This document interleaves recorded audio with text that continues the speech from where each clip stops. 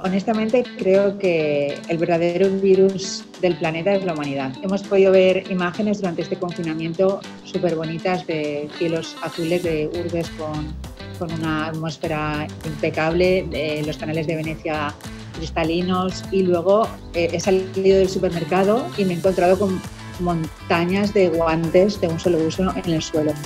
Hemos pasado de intentar evitar el consumo de plásticos de un solo uso a utilizar elementos de un solo uso para nuestra protección. Es necesario encontrar soluciones sostenibles a este problema también. No creo que tampoco sea esto bueno para la Tierra, para el planeta.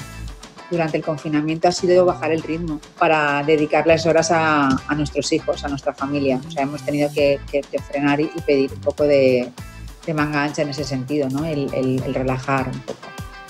Bueno, yo creo que las personas creativas tenemos una manera de resolver problemas que cualquier otro perfil profesional no lo tiene.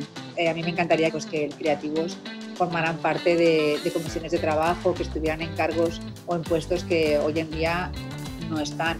Estamos muy ilusionados trabajando en un nuevo proyecto cuyo objetivo principal es la recogida selectiva de envases en los hogares, para ser luego devueltos otra vez a la industria como materia prima de calidad.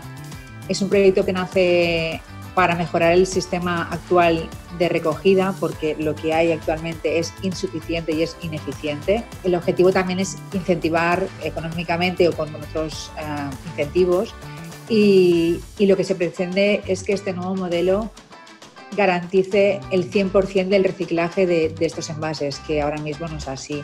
Además, pretendemos que las industrias cercanas se utilicen de esta materia prima, y así ahorramos el transporte también y se reduce la huella de carbono.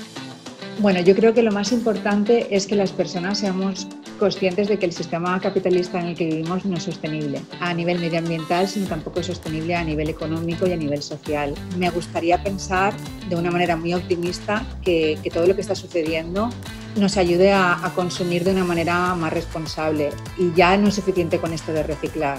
No hay cabida para este consumo frenético del que estamos habituados, y yo espero que esto también pues, nos sirva para hacer un consumo mucho más moderado, para consumir menos y mejor, y en la medida posible para consumir productos de proximidad.